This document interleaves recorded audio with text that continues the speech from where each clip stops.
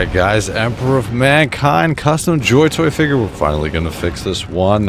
So this is a custom figure I got. It was missing this blue dumbbell peg, which attached the shoulder armor to the shoulder on this figure.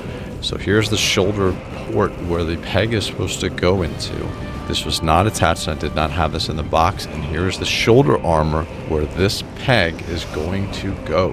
And I did not have this, so we got this sent over from WOG Toys probably about a month ago. Alright, this is the heat gun we're going to use to heat up that blue peg. You can pick this up from Home Depot. It's usually about 20-25 bucks. Way better than a hairdryer. Now we have our peg being held by our metal pliers. There's going to be a lot of heat here, so I'm going to protect my finger. And we want to get this malleable enough to be able to fit into that hard plastic of the shoulder pad, and then also on the shoulder port also as well. So the point is to get this shiny on both ends right before it becomes liquefied. Now we're applying heat with that heat gun evenly to both ends of this dumbbell peg.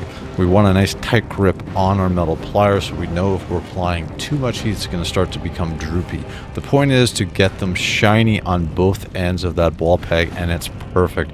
We got them both shiny. We can see the blue is very shiny on both ends, which means it's ready for insertion into the shoulder pad.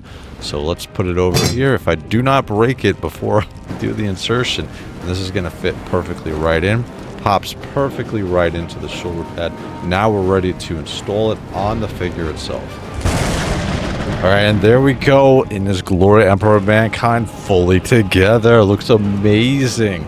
So if you guys want, check out my channel for the full review. I got this as a custom order from WOG Toys. Paid about $400, took about 2 months to get to it. But if you want the full review, check out my channel, Wraith Mace. Alright guys, later.